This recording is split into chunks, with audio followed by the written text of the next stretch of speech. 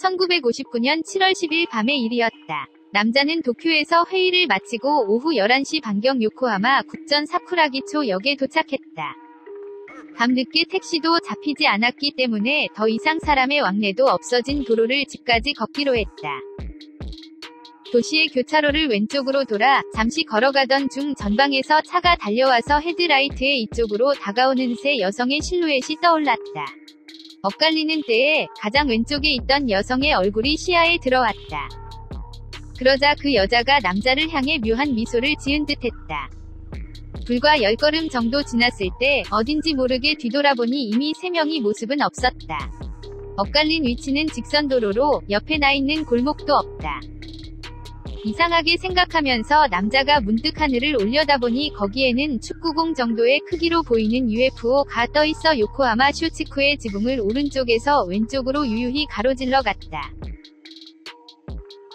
UFO 연구의 여명기에 있어서 가장 중요한 인물.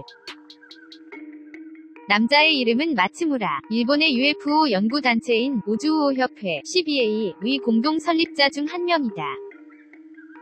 조지 헌트 윌리엄슨 등 해외 연구가와도 밀접한 관계를 유지하고 영국의 UFO 전문지 비행 접시 리뷰의 일본 특파원을 오랫동안 역임한 인물이기도 하다. 그리고 일본에서는 초창기에 나타난 콘택트이기도 한 것이다. 우주인과의 만남.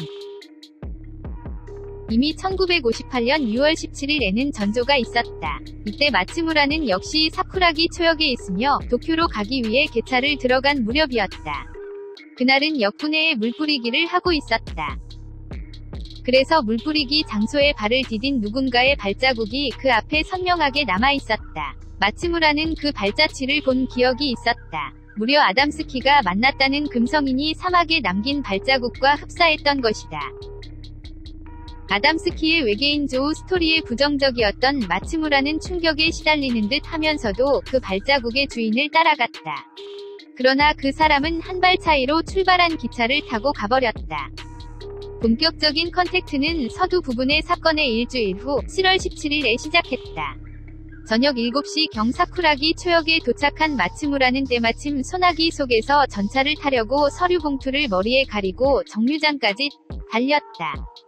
그때 서류를 든 오른팔이 누군가와 부딪히고 무심코 실례 라고 말하면서 뒤돌아보니 거기에는 일주일 전에 밤에 이상한 미소를 남기고 사라진 그 여자가 있었던 것이다.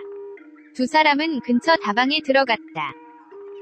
그래서 이 북유럽계의 얼굴 생김새를 한 미녀는 자신이 최근 일본에 배속된 우주인 중 하나이기 때문에 마츠무라는 조만간 일본에 있는 외계인의 지휘관에 만나게 된다고 말했다. 이때 두 사람은 커피를 주문했지만 여성은 커피에 넣어야 할 우유를 컵에 물에 넣어 마시고 커피에는 손을 대지 않았다고 한다. 마츠무라가 일본의 우주인 지도자를 만난 것은 3일 뒤인 7월 21일 일이었다.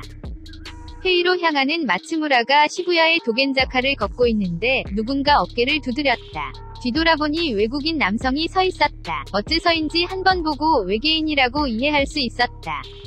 이때 우주인은 스스로에 대해 일본에 있는 외계인들의 대장이다 라고 자칭하고 25일에 다카오 산 꼭대기에 UFO가 날면 마츠무라를 UFO에 동승시킬 것이라고 약속했다. 사실 CBA는 25일을 제1회 전일본 컨택트데이로 정하고 그날 밤 전국에서 UFO에 호소하게 되어 있었다. 그리고 도쿄 지역에서 실시 장소야말로 다카오산이었던 것이다.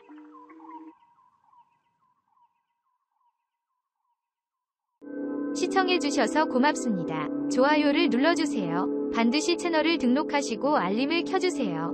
새로 영상이 등록되면 바로 아실 수 있습니다.